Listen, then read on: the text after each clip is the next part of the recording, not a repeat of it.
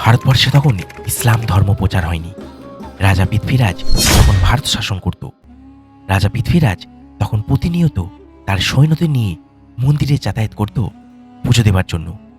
ভারতের মানুষ তখন দেবদেবী আর মূর্তি পূজা করত।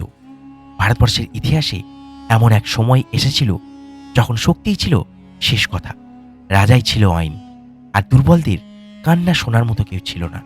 সে সময় আজমির শাসন করতেন রাজা পৃথ্বীরাজ চৌহান। ইতিহাসে তিনি পরিচিত ছিলেন সাহসী যোদ্ধা হিসেবে, কিন্তু তার শাসন ছিল কঠোর, অহংকারে ভরা।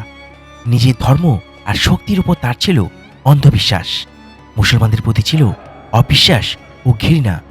ইসলামের দাওয়াত দেওয়া তো দূরের কথা, মুসলমানদের শান্তিতে বাঁচার পরিবেশও সহজ ছিল না।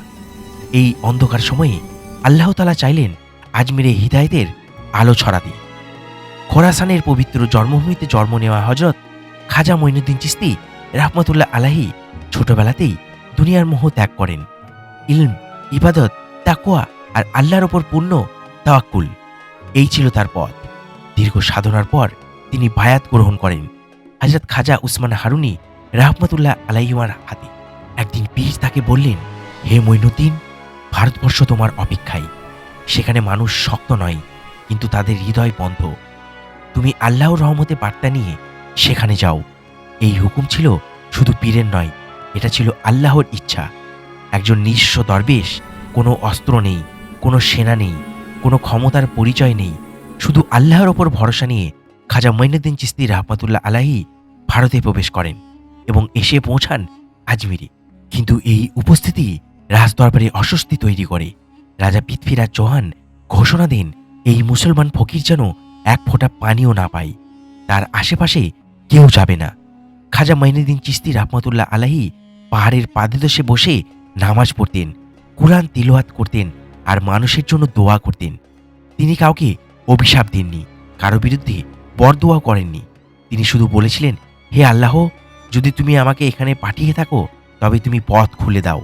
আর আল্লাহ তার অলির দোয়া কবুল করলেন। পরদিন সকালেই আজমিরে নেমে আসে আতঙ্ক।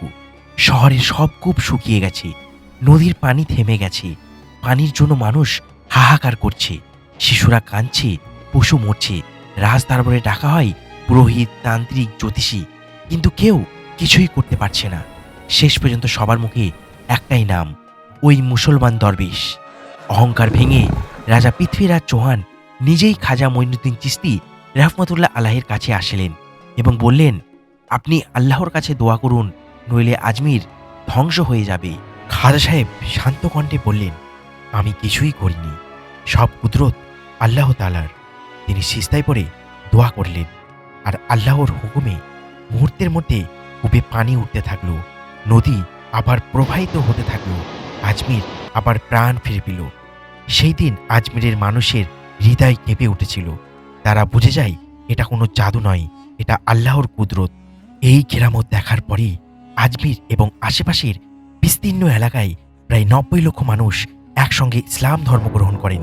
তারা ইসলাম গ্রহণ করেছিল তালোয়ার দেখে নয়, ভয় পেয়ে নয়, বরং আল্লাহর কুদরত ও ইসলামের সত্যতা দেখে। খাজা মঈনুদ্দিন চিশতি রাহমাতুল্লাহ আলাইহি নিজে বলতেন, আমি দরজা পর্যন্ত ডাকি, হিদায়াত দেন আল্লাহ তাআলা। আজও তার দরবার সেই সাক্ষ্যই দেয়। প্রিয় দর্শক, ভিডিওটি ভালো লাগলে অবশ্যই চ্যানেলটি সাবস্ক্রাইব করবেন এবং আপনার মতামতটি কমেন্টে জানাবেন।